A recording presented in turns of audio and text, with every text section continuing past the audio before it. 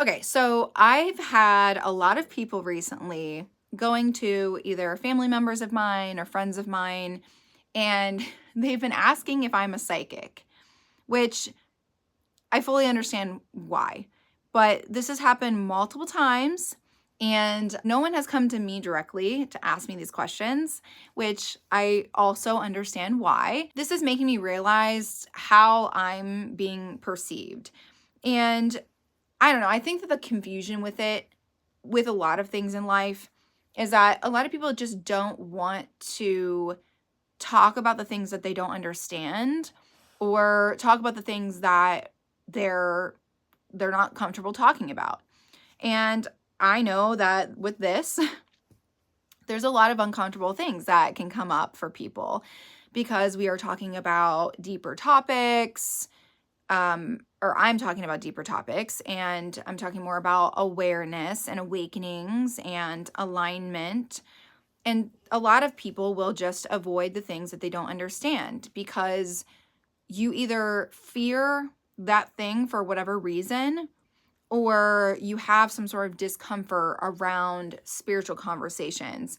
And I understand that can be from trauma, religious trauma, that can be from this contradicts your belief system and what you've been taught to understand or know.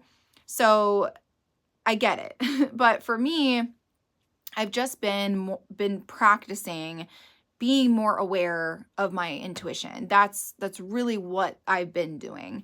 And so through that has prompted like conversations and has made me want these deeper conversations.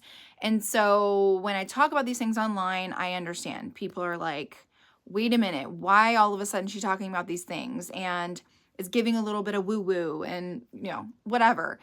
So, what happened with me, nothing necessarily happened. I didn't just become a psychic overnight and this is who I am. I have been on a spiritual journey really since I graduated high school. And I've been seeing psychics and mediums that whole time for years. And as a child, though, I was very sensitive. I had a ton of anxiety. I picked up on stuff that other people weren't picking up on. And so, all that being said, a lot of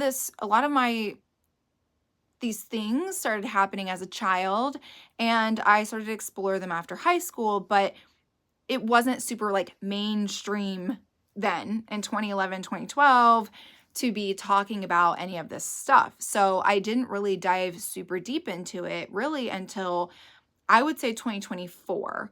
And before I was kind of just like regular sensitive empath person going to psychics and mediums, not really feeling like I was on their wavelength or feeling like and not that they made me feel that way. I personally was like, oh, I'm going to them for the answers that I don't have.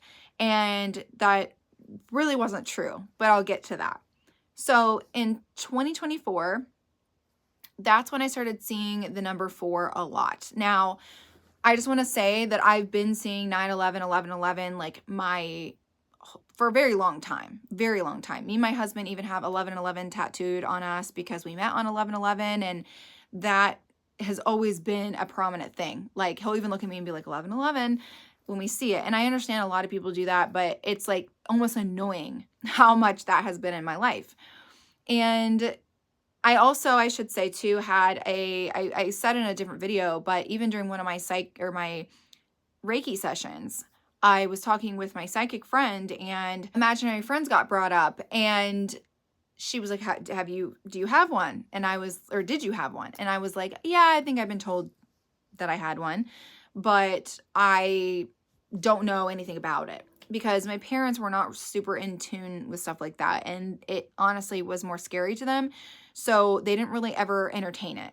They just hoped that I would grow out of it. And I technically did. But I think that's because I got separated from that open version of myself because life happens, you go through trauma, and you get closed in. However, the synchronicities, all of those things, they never changed. But And going back to the imaginary friend, when she asked me what the name was, and she asked me if it was this name, and I said, I don't know, I think so. But literally in that same moment, I start sobbing, and I remember looking over my body crying. And that wasn't scary for me. It was almost like I was like in two places at one time. And so that was like my first experience, but that was years ago. And then that never really happened again. And I wasn't seeking it out. It just kind of happened. I was always confused, and I never really even had a conversation with the psychic I was with about that, because I don't think I realized until years later that that's what happened, that I was having an out of body experience.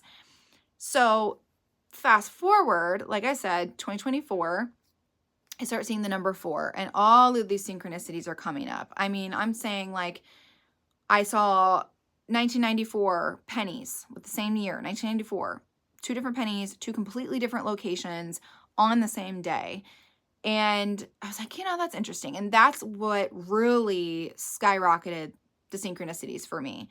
And I think it was because I noticed it, and I didn't just write it off as like, oh, it's a coincidence. Like, no, I was like, actually, that has to mean something. That is way too much of a coincidence for that not to mean something. So that was the very first time that I did trust my intuition in that first thought. Because before, had I seen something like, I would see 1111, but I didn't know what that was trying to tell me. I didn't understand that. And I think that it was also because the first thought that came to mind, like I wasn't thinking like, oh, that's your answer.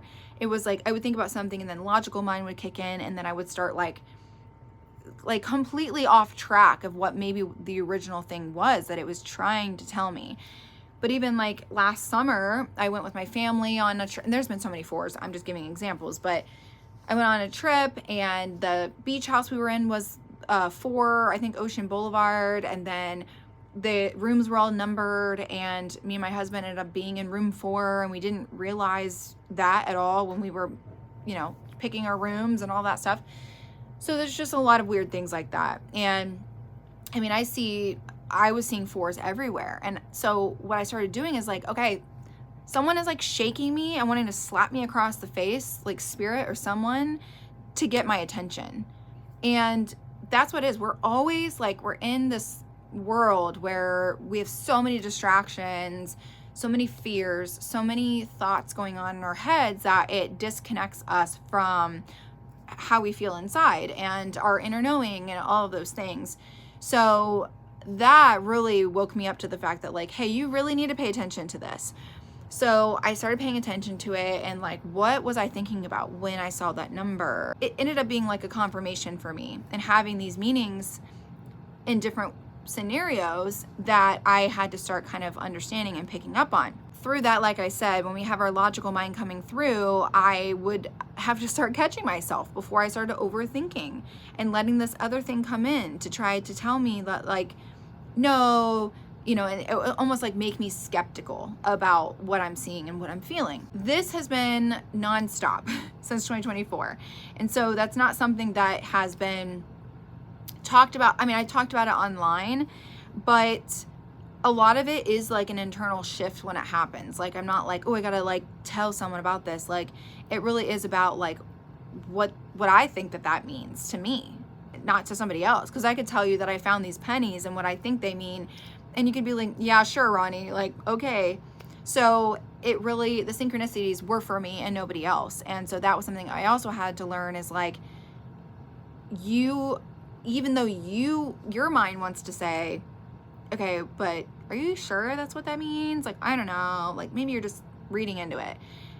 Especially when you go to tell someone else what you're hearing and seeing, it's one thing to hear your own skeptic in your inside say it, and then somebody else who's outside of you, who doesn't feel what you're feeling, who doesn't know what you know, they try to understand you, and they don't understand you. So the other thing I started doing was tarot. And I knew that through these synchronicities and kind of more connecting with like my inner knowing on certain things, I needed to use different spiritual tools and practices to practice and strengthen these abilities, I guess. And so tarot was one of those things for sure. And I use it more as a tool to confirm or interpret like what I'm already feeling. It's not to like tell the future or predict the future.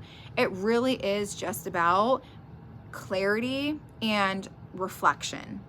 So I personally use it really just to help me make sense of what I'm already picking up. So I'm not like, somebody asked me a question like, will I do this? You know, like when you go shuffle the cards and you read the card's never going to say, yes, you should do X, Y, and Z. I mean, if you said, what would I do? What would happen if I chose this job? It might say, oh, you're stepping into leadership. Oh, you're doing this. Oh, this is confirming what you're already feeling. Like, I feel like if I take this job, I will be more of a leader. And then you get like a king card or whatever, and you're like, oh, confirmation. Like I am stepping into leadership with this job, and that is what I'm wanting. But that doesn't necessarily mean it's predicting the future, because you could take a job, end up not liking that job, and that job, even though what happened with the misalignment, like you end up being misaligned with that job, you could still quit that job and go do something else. And that job was still in alignment because it was the catalyst that puts you on the path to this other job. So it's like people don't understand that you're always in alignment in a way, as long as you are listening and picking up on the signs, the messages, and you're listening to your own feelings, which we tend to ignore a lot of the time. So that's why I use tarot, because it is really about confirming those feelings, but not necessarily about like telling you what's going to happen in this particular scenario necessarily, because anything can happen. We have a particular timeline kind of laid out for us in a way based off of the things that our soul needs to learn and move through the world and evolve. But that timeline is not always picture perfect. Like sometimes you need things to help you understand other situations better, or to prepare you for this other situation. So anyway, that's what I primarily use tarot for. And so that helped me start to, like, if I was like, I kind of want to do this and I kind of got this confirmation in it, doesn't mean it's predicting that, oh, it's going to be a perfect outcome. It's just meaning that it's saying, yes, your feelings on this, on what this situation is going to do for you is correct. And so you should entertain it. You should go after that, potentially, of what, if you know, if the card says to go after that or whatever. But that's why I use tarot, and that really started to strengthen my intuition and trusting what I felt. So if I felt a certain way and I asked a question and the cards essentially laid out what I was feeling, I would be like, okay, so I'm feeling right about that. So it really helps you start to trust your own inner knowing and your own intuition more. All that being said, I'm not claiming to be a psychic, and I'm really not trying to even label myself, to be honest. I just don't want people misunderstanding what I do. But I think the biggest thing I want to say in this video about being psychic, about intuition and all of those things, is that I honestly believe that we all have this ability. And I know I already said earlier, you know, I'm strengthening my inner knowing, I'm strengthening my inner authority, these things. But it really is, being a psychic really is more like a knowing or a sixth sense.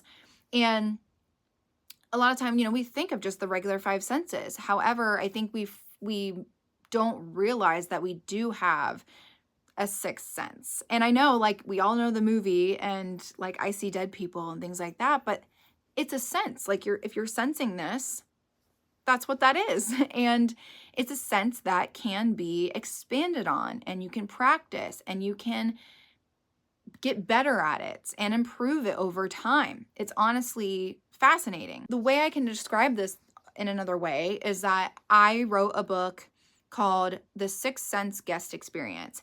And if you know me, I've been a spa owner for 10 years, and I've trained different people. And the biggest thing in the spa industry, doing facials and things like that, and salons, is the guest experience, and how impactful it is when we can arouse all five senses in the their experience in our establishment, in our spa salon, in our space, wherever.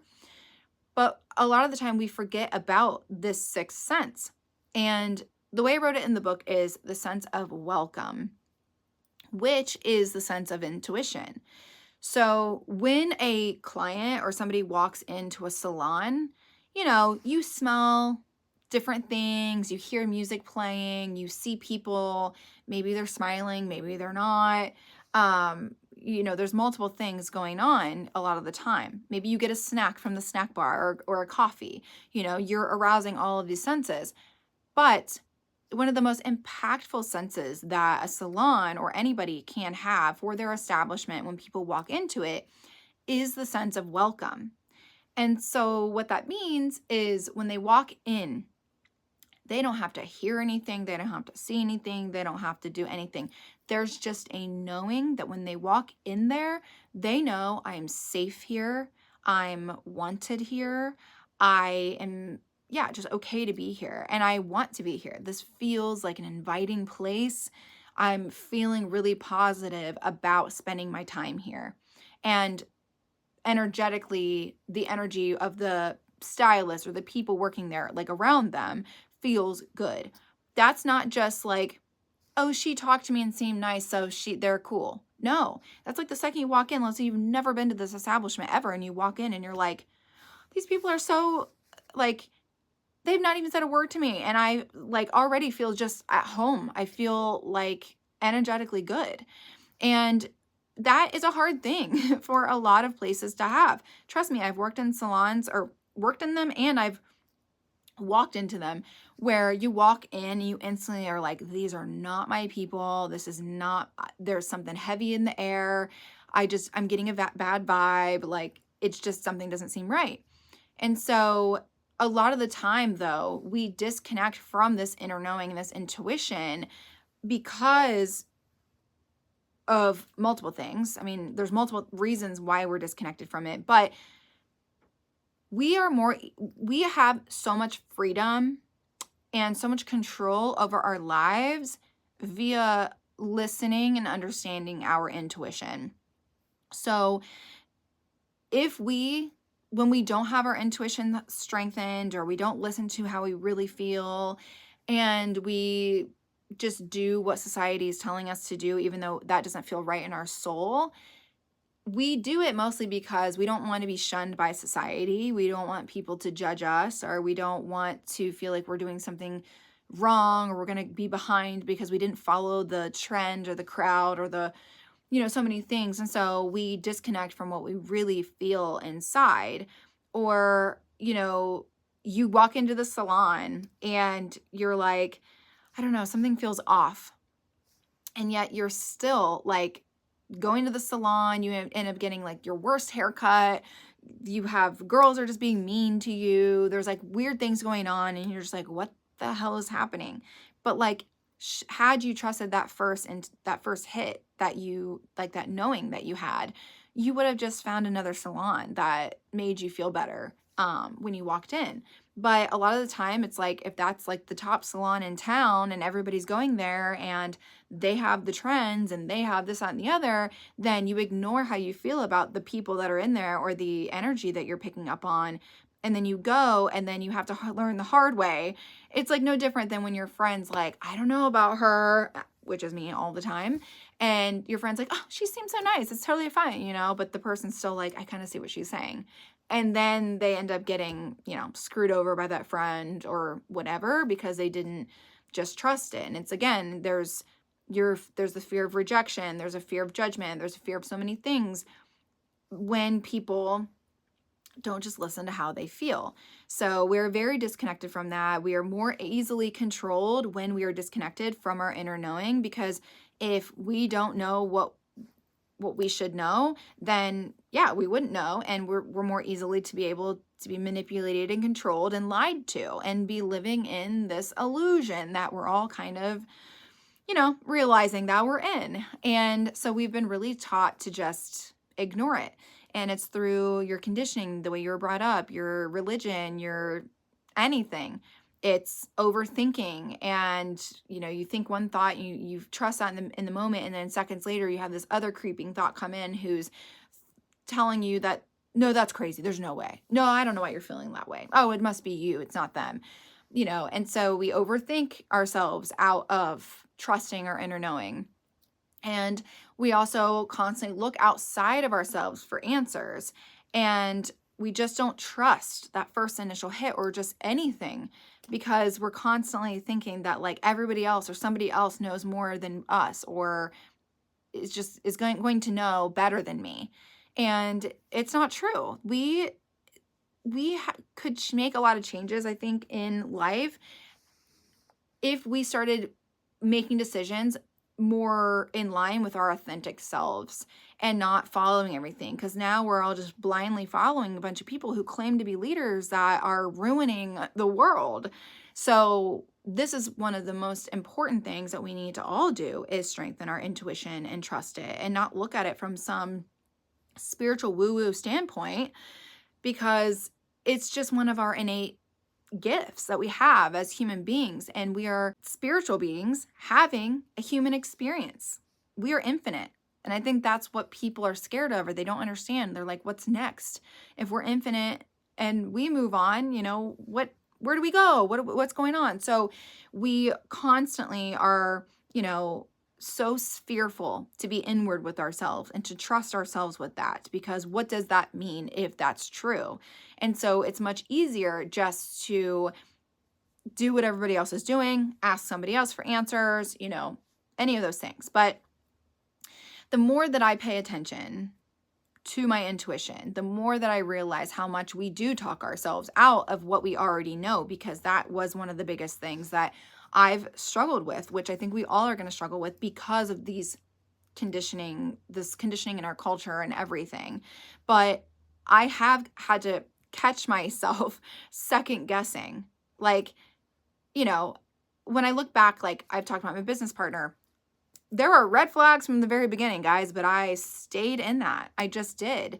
And I second guess things because I'm like, well, maybe she does know more than me. She's older than me, or she's claiming she knows more about money than I do. And, all the things. And it's like, all the things you said were very convenient to help you and to put you in this particular light or place you higher on the totem pole. And so that's when we give our power away, is when we don't trust those initial hits of like, red flag, red flag, red flag. Like, how many red flags do we need before it all blows up? And that's what happened to me. I ignored it for so long until I couldn't ignore it anymore. And it was a messy situation. I had to deal with it for 6 months to get out of that business partnership. So, I've had to really catch myself, because as someone who is an empath, I am a highly sensitive person.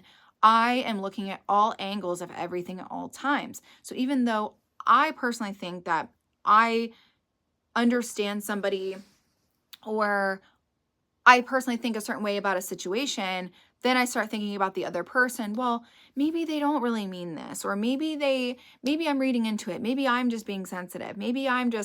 But you're right every time. Like, you are right. You have to trust. Like, I had to really start trusting that, because I never wanted what happened in my business partnership to ever happen again to myself. I lost myself in that experience. It was horrible. It was self-deprecating. I mean, it was just bad.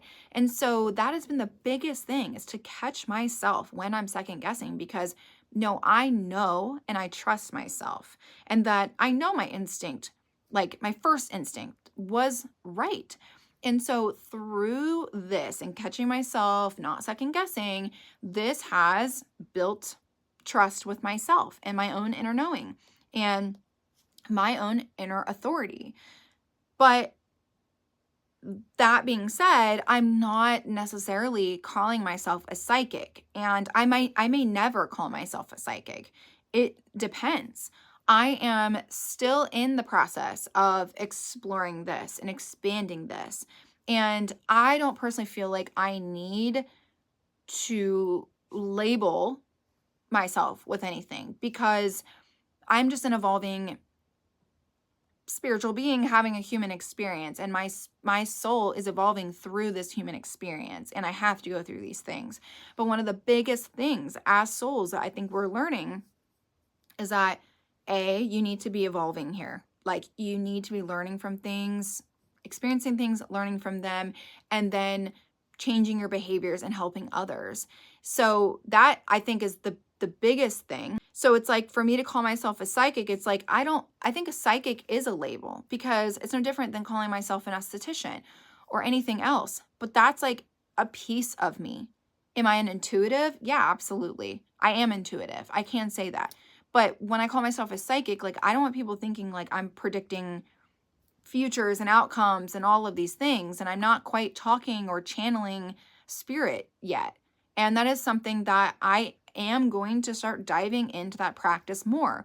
I've done it through meditation. I've done it through like Reiki sessions, essentially, but I've never really dove into it. So I am going to be starting to practice that. But again, that doesn't necessarily mean that I am a psychic, but my intuitiveness and any channeling or anything, any heightened sensory ability when it comes to intuition, that again is just a part of me, no different than the way I taste, the way I hear, the way I feel, the way all the things. It's all the same to me. And your intuition and even psychic abilities can expand through practice and understanding, and your growth, your personal growth and spiritual growth. So it's not something that, again, you just call yourself that and that's your whole personality. Like, that's not going to be me. But am I talking about more things that kind of make people look at my personality different than who they saw me as before? Absolutely.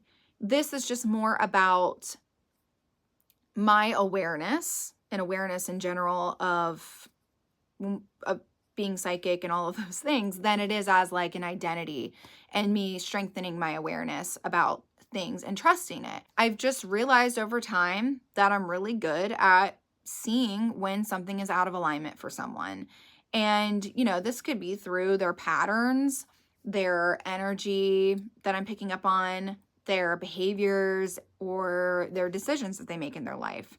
And I really enjoy helping people reflect on that and helping people go inward and actually make decisions from that aligned place. And that is what my alignment readings are all about. And I think when people hear alignment readings, they hear readings and they're like, oh, what is this, a psychic session? Or, what is this, a mediumship thing or whatever? And it's not, but I think that it's important that I do this as a reading, because I'm reading you. Like, you tell me what it is that you feel out of alignment and what you feel deep down that you think that you need. And I read it energetically. I read your patterns. I read these things and help you go inward and start making more aligned decisions. A lot of the time we are working a dead-end job and we're like, oh, I'd rather go do art right now. Like, I just want to do art all day long. I just want to, I don't know, be in my basement and do art and be creative and be free and, all these things. Like, you would not believe the amount of people who are living this life right now where they're working this stupid ass job that they don't even want to work, and they deep down so badly wish they could do X, Y, and Z. That is possible for you. I promise you, it is possible for you. We have been, again, conditioned. We've been in this illusion that we have to work to exist, to be able to have autonomy or sovereignty or to have anything we want. We have to work for it all the time. And it's true, you do have to work for things. But however, what I've seen is that you could feel like you're making all this money and that's aligned for you because you're making money, but that's not alignment. Money does not equate to alignment. But alignment can equate to money, because if you're doing what you're supposed to be doing in your life, in your job, in everything, like what your soul really wants and loves, you are rewarded for that, because it's the law of attraction. If you're doing what you love and it's positive, you're going to get love and positivity back. And that can come in the form of abundance or opportunities or, different things. But then, if you're working and you have money, you have all this money, you think you're great, but you're miserable. You have health issues. You maybe can't keep weight off. You have anxiety all the time. You're constantly tired. You're never going, you could have all the money in the world, but nothing else in your life is going to feel right to you until you make the changes. And then you start to see how energetically your body starts getting a little bit more in balance because you're more aligned. Everything's starting to align within yourself. You start to find that everything else in your life starts to align for you. So for me, like, it's not about being like, have you thought about this? What about doing this? I feel like you should do this. It's not like that at all. It's literally you telling me, like, what do you want? What are you feeling? What are you struggling with? You feel like you can't leave your job to go pursue your passion. Like, what do you mean you can't do that stuff? Tell me about that. And then I want to help you go inward and actually make decisions from that aligned place. That is literally what that's all about. So yeah, I don't think it's about being psychic for me personally. I really think it's about paying attention more, trusting myself. And when other people see me, I get it, talking about things that they're uncomfortable with or they've been told not to talk about, or again, contradicts their belief systems. They look at me like, who does she think she is? Is she a psychic? How come all of a sudden she's perfectly good with talking about these things? Or she's just out here now talking about spirituality and she wasn't before. But I think I've always lived under that label of aesthetics over the last 15 years. And that has been surface level. I take care of people's skin and I can only go so deep in conversations. And for a really long time, I was just living in under that like umbrella. And I think now I've started to realize like, I want to talk about these things. I want to help people in a deeper, more intentional way. That's not about me being their guru or something like that. Because again, I'm not making the decisions for you. I'm helping you see a better way, a better path, and talking with you through it so that you can actually see how it is possible for you to have this life that you want. So if this resonated for you, I'm going to throw the alignment reading link in the description below. I really encourage you guys to obviously watch more of my videos, learn more about me and what it is I'm doing, the things I talk about. But if something in this video you're like, oh my God, she said something that was like, that is me right now, I could really use the guidance. Again, I'm not your guru, but somebody who can kind of mentor you or hold your hand through this process, because it's scary to do it alone. Trust me, when I first started posting stuff online about this stuff, I was like, how am I going to be perceived? How is my industry going to perceive me, my friends, my family, the people that maybe have never heard me talk about this stuff before? And I did it alone, which you can absolutely do it alone. But if you feel like you're confused on how to really do it or take those steps, or you kind of have the vision, but you just don't know exactly the way to get there, that's what I'm kind of there to help you just find that direction and to help you navigate all of it. So anyway, if you like this video, don't forget to like and comment. Maybe comment something that you're dealing with right now or something that resonated with you in this video. And make sure you subscribe. You can also hit the notification bell if you want to be notified whenever I post. I post identity shift videos every single Monday. And I actually am going to be starting a series, like a mini series within the Identity Shift Diaries series on intuition and over this topic that we just talked about today, and expand on that a little bit more. I also post a podcast episode every Wednesday and an extended one in the Becoming Sanctuary, which is my private online community that anybody is welcome. It's for women who maybe are going through identity shifts. They're exploring their own intuitive, psychic abilities. It's a safe place to kind of explore your spirituality. There's tools to help you go inward and start trusting your intuition. So much in that community. You can join for free. You don't have to sign up as a premium or VIP subscriber, even though you do get more benefits, but there is still a ton of stuff that you can get just through being a free member. And VIP members actually get monthly group readings with me where or group calls where we get on and we talk about some of the things that might be out of alignment and just really talk about alignment in general and intuition and all the things, and you just get more access to me. Ultimately, if you want that one-on-one experience and you really want someone just to, you know, be that friend or that guide or mentor and help you through navigating all of this, that is what I'm here for.